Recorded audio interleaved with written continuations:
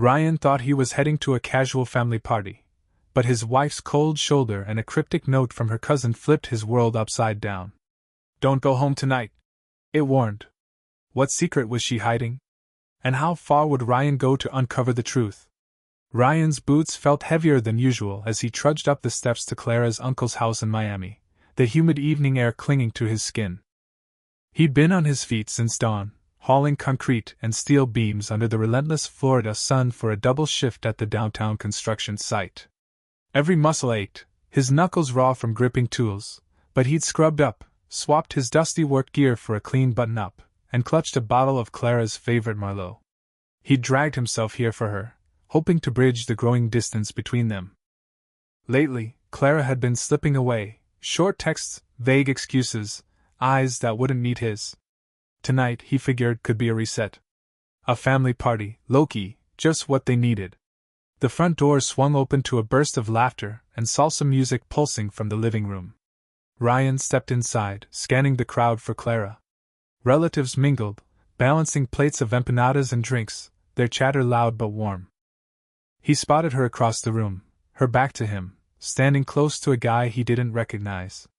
Tall, clean-shaven, maybe mid-20s, the stranger leaned in as Clara laughed, her hand grazing his arm. Ryan's stomach tightened, but he shook it off. "She's just being social," he told himself. He crossed the room, weaving through cousins and aunts, and reached for her with a smile, aiming for a quick kiss on the cheek. Clara flinched, pulling back so fast his lips met nothing but air. Her eyes flicked to him, sharp and distant, like he was an uninvited guest. "Hey, Ryan," she said, her voice flat, barely audible over the music. "Can we not do this right now?" "Do what?" he asked, forcing a chuckle to mask the sting. "Just saying hi."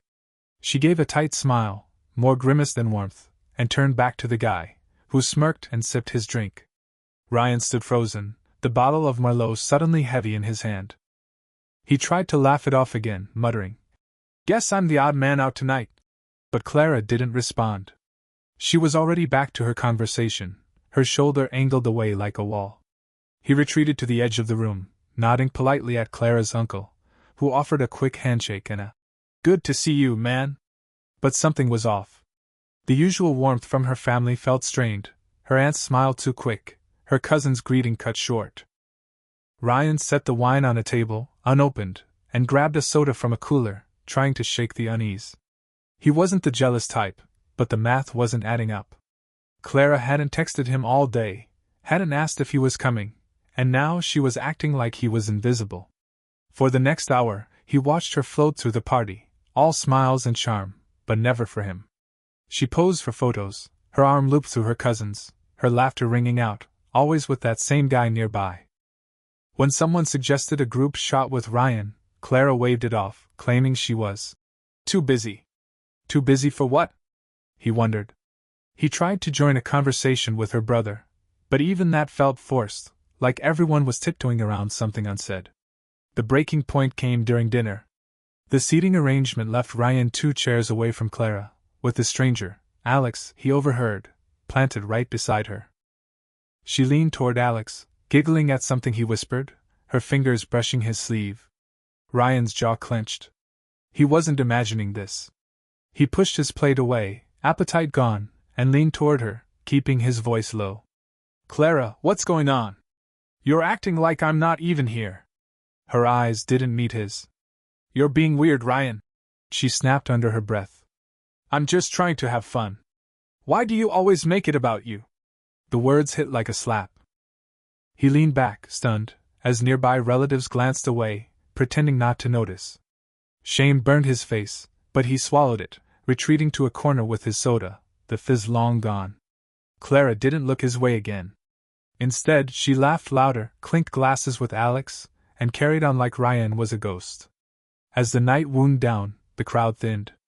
Ryan grabbed his jacket, ready to leave alone, his heart heavy with questions. Clara was still by Alex, her hand on his back as they said goodbye to someone. He turned for the door, but a soft grip on his wrist stopped him. Mia, Clara's quiet cousin, stood there, her eyes wide with something like pity. She didn't say much, just pressed a folded slip of paper into his hand. "Ryan," she whispered. Don't go home tonight. Before he could ask why, she slipped back into the crowd, leaving him clutching the note, his pulse hammering. Outside, he sat in his truck, the engine off, the Miami night buzzing faintly around him. He stared at the paper, afraid to open it. When he finally did, the words scrawled in Mia's neat handwriting sent a chill through him. She's not who you think she is. Don't go home tonight. You'll understand tomorrow. Ryan's hands shook as he folded the note and shoved it into his pocket. He glanced back at the house, where Clara's silhouette moved in the window, still laughing, still oblivious. Something inside him cracked, not anger, not yet, but a cold certainty that whatever came next would change everything. Ryan's truck idled in the dark outside his friend Caleb's house, the Miami skyline a faint glow on the horizon. He couldn't go home, not after Mia's cryptic note burned a hole in his pocket. The words replayed in his mind, she's not who you think she is. Don't go home tonight. You'll understand tomorrow. His phone buzzed once, Clara's text, you coming home or just sulking out there? No warmth, no concern, just a jab. He ignored it, grabbed his work bag, and knocked on Caleb's door. Caleb, bleary-eyed but loyal as ever, swung it open. Rough night? He asked, reading Ryan's tense silence. Ryan just handed him the note. Caleb scanned it, eyebrows rising. Crash here. We'll figure it out. The spare couch smelled faintly of beer and dog, but Ryan didn't care. He lay awake, staring at the ceiling fan's lazy spin, replaying the party. Clara's dodge when he tried to kiss her, her laughter with Alex, the way her family's eyes skittered away from his. He'd brushed off her distance for months, late nights at her event-planning job, vague excuses about meetings, her phone always face down. He'd blamed his long hours, told himself he wasn't trying hard enough. Now Mia's warning screamed what he'd refused to see, something was rotten. At dawn, Ryan's phone stayed silent. No follow-up from Clara, just that single, cold text. He brewed coffee with Caleb, who didn't pry but listened as Ryan spilled the night's details, Clara's dismissal, Alex's smug presence, the family's odd vibes. Mia's not the type to stir drama, Caleb said, sliding a mug across the counter. If she's warning you, it's real. Ryan nodded, his gut twisting. He pulled out his phone and found Mia's number in an old group chat Clara had set up for a barbecue years ago. His fingers hesitated, then typed, I stayed away like you said. What's going on? Please tell me. The wait felt endless. Ryan paced Caleb's small living room, the hum of morning traffic filtering through the window. Finally, his phone pinged. Mia, I need to show you something. Can we meet? She suggested a diner off the highway, a low-key spot far from Clara's family haunts. Ryan agreed, heart pounding. You sure about this? Caleb asked as Ryan grabbed his keys. No, Ryan admitted, but I need the truth. The diner smelled of burnt coffee and bacon, its booze half empty. Ryan sat by the window, foot tapping, watching cars zip by. Mia arrived 10 minutes later, her hoodie pulled tight, eyes scanning the room like she expected trouble. She slid into the booth, voice low. I didn't want to get involved, Ryan, but you don't deserve this. Nobody does. She pulled out her phone, opened the gallery, and handed it over. Look for yourself. Ryan's breath caught. The screen showed Clara and Alex, unmistakable. A selfie at a beach bar, her head tilted against his shoulder. Another in a motel parking lot, her arms around his waist. A third in a hotel room, Clara in a towel, Alex shirtless behind her, grinning into a mirror. Timestamps stretched back months, each photo a gut punch. Ryan scrolled, his hands steady but his chest tight. How'd you get these? He asked, voice low. Mia leaned forward. Clara met him at work last fall, some training session. I thought it was just flirting until she started staying late, making excuses. Then I saw her get into his car behind the office one night. I started paying attention after that. She paused, eyes softening. She told everyone you were the problem, working too much, shutting her out. But I saw you, Ryan. Picking her up when her car broke down, planning those weekend getaways. You didn't deserve her lies. Ryan set the phone down, the images seared into his mind. She was bringing him to our house last night, wasn't she? Mia nodded, hesitant. She told her friend Jill she'd wait till you were asleep. Said it was no big deal. Ryan's jaw tightened, but his voice stayed calm. Thanks, Mia. I owe you. She shook her head. Just don't let her play you anymore. He left the diner with a fire in his chest, not rage but clarity. He drove straight to the bank, his mind racing but focused. At the counter, he froze their joint account, transferring his half to a new one in his name only. Next, he called the credit card company and cancelled Clara's card, the one she used for everything. He wasn't cruel, he left her enough to get by, but he wasn't her ATM anymore. Then he dialed the number Caleb had given him a year ago, Michael Barnes, a divorce lawyer who handled messy cases. Can you meet today? Ryan asked. 4 p.m. Michael replied, voice crisp. Back at Caleb's, Ryan sat with his laptop, downloading bank statements and saving Mia's photos to a private folder labeled Proof. His phone buzzed. Clara again, where are you? Then, minutes later, card's not working. What's wrong with it? He didn't respond. Each unanswered text felt like reclaiming a piece of himself. That night, he crashed at Caleb's again, sleeping better than he had in months. The truth was his now, and Clara's house of cards was about to collapse. Ryan woke to the buzz of his phone on Caleb's coffee table, the Miami sunrise cutting through the blinds. Clara's name flashed on the screen, 3 missed calls and a string of texts, each more frantic than the last. Where are you? Did you leave early for work? The card got declined at the gas station. Call me. He stared at the messages, his pulse steady but heavy. No reply. Not yet. Today wasn't about her demands, it was about taking control. He showered, grabbed a protein bar, and headed to meet Michael Barnes, the divorce lawyer, at a downtown office by 10 a.m. Michael's office was all glass and steel, a stark contrast to the chaos in Ryan's head. The lawyer, sharp-eyed and direct, gestured to a chair. Lay it out, he said, pen poised. Ryan recounted the party, Clara's dismissal, Alex's presence, Mia's note, and the damning photos. He slid his phone across the desk, the folder labeled Proof open. Michael swiped through the images, Clara and Alex at a bar, a motel, a hotel room. His eyebrow twitched, but his face stayed neutral. This is solid, he said, leaning back. Infidelity's clear. You want to file quietly or make a statement? Both, Ryan said, his voice firm. I want it clean, legal, and I want her to know I'm done being played. Michael nodded, outlining the plan. Divorce papers served publicly but discreetly, joint assets frozen, and evidence ready to counter any pushback. She's been living off your dime, Michael noted, scanning Ryan's financial records. House, car, bills, all in your name. Your parents' down payment on the house gives you leverage. She's got no ground to stand on. Ryan spent the next hour signing forms, his signature steady despite the weight of each stroke. Michael promised to have the papers ready by afternoon, served outside Clara's workplace to avoid a scene. She'll have 15 days to respond, he said. After that we move fast. Ryan left the office lighter, not from relief but from purpose. He wasn't just reacting anymore, he was rewriting the game. Back at Caleb's, Ryan kept moving. He logged into their cloud storage, downloading every financial record he could find, mortgage statements, car payments, utility bills.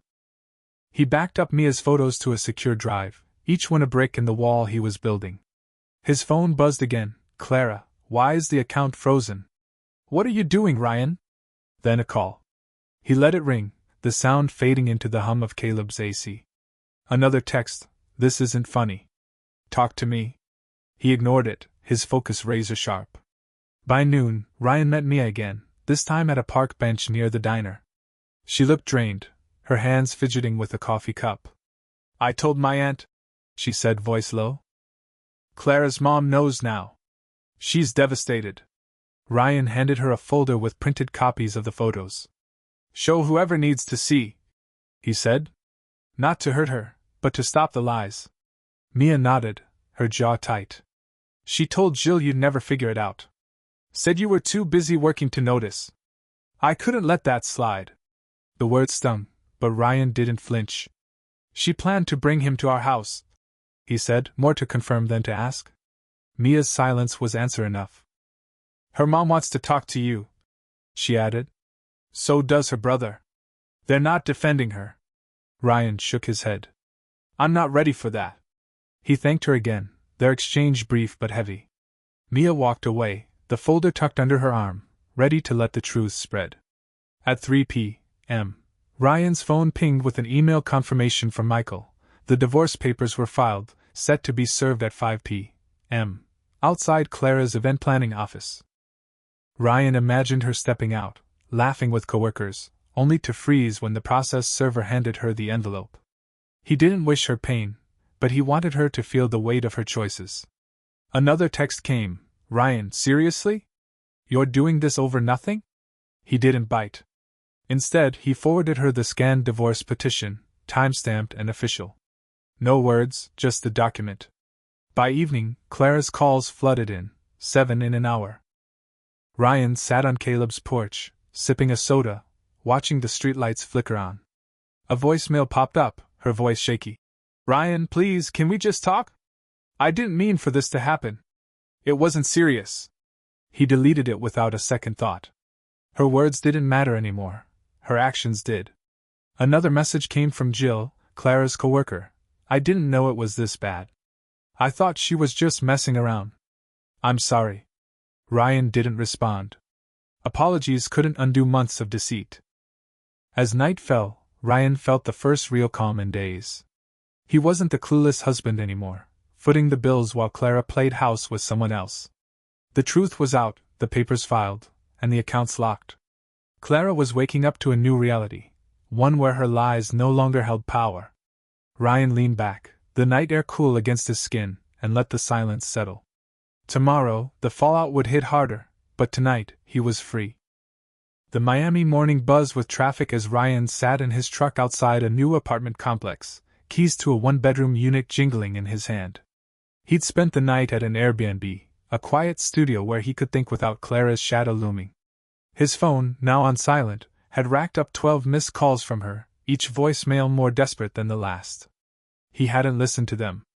The divorce papers, served the previous evening outside her office, said everything he needed.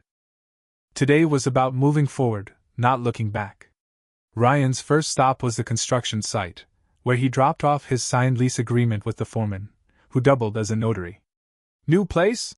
The foreman asked, stamping the document. Ryan nodded, keeping it brief. Work grounded him, shoveling gravel, securing rebar, the rhythm of it dulling the ache in his chest. His crew noticed his focus, sharper than usual, but didn't pry. By noon, he was back at Caleb's, packing the few belongings he'd brought, a duffel of clothes, his laptop, and the folder labeled Proof. Caleb clapped his shoulder. You're doing the right thing, man. Stay strong. Clara's text had shifted from anger to panic overnight. Ryan, why aren't you answering? The papers? Are you serious? We need to talk, please. He ignored them, but one message caught his eye, from her brother, Miguel. I saw the photos. I'm so sorry.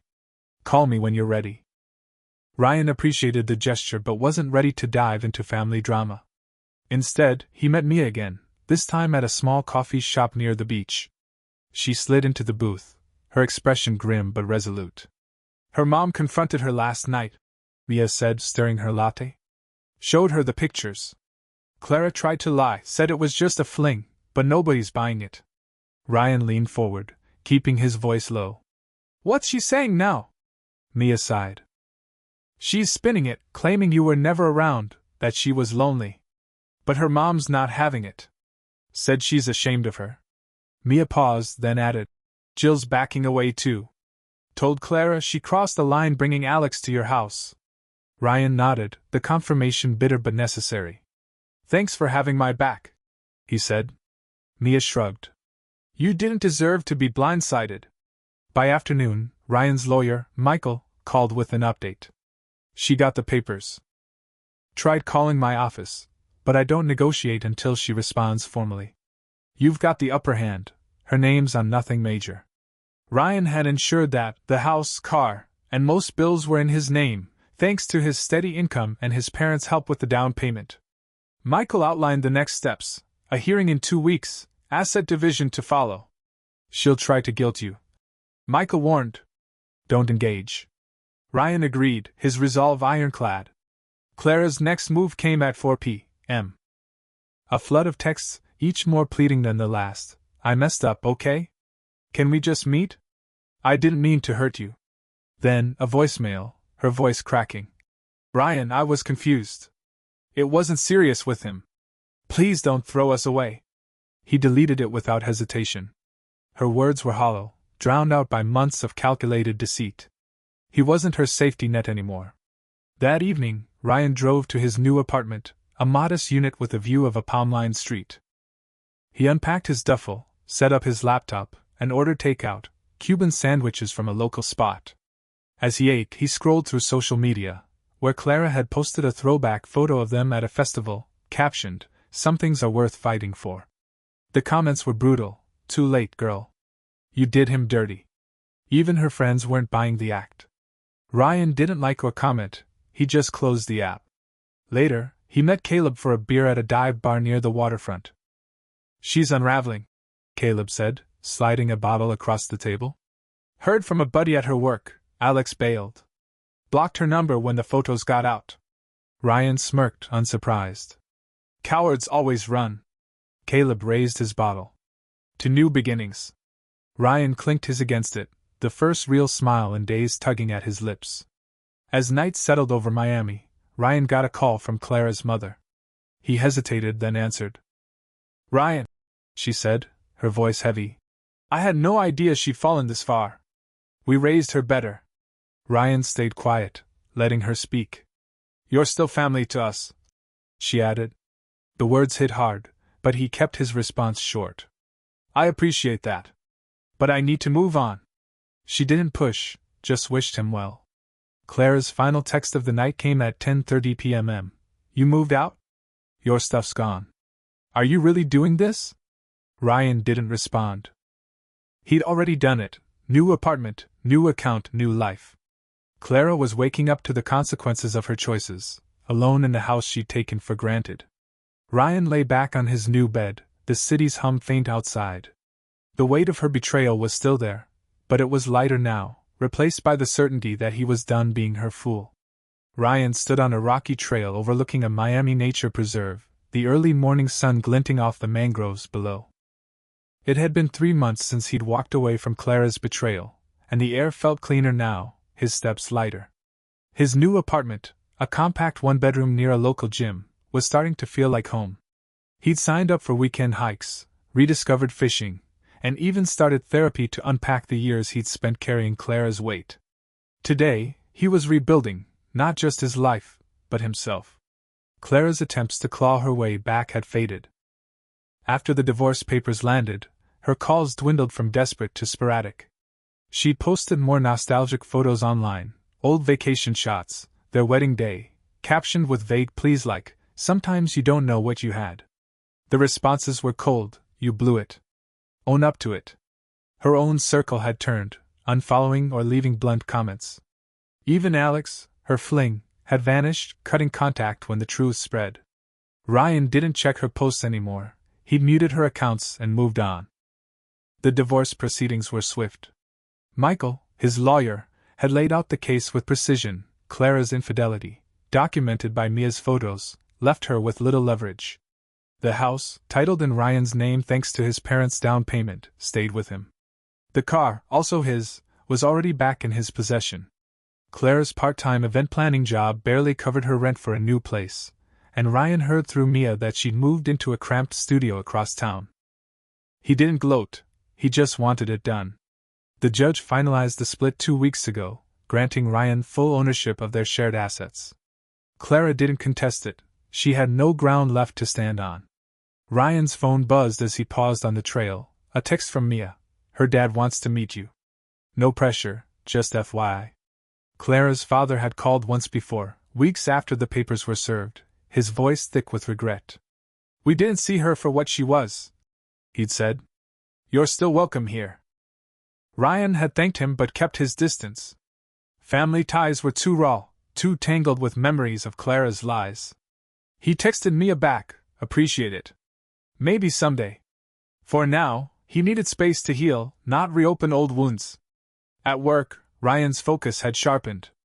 His crew noticed, tossing him extra shifts as the lead on a new downtown project.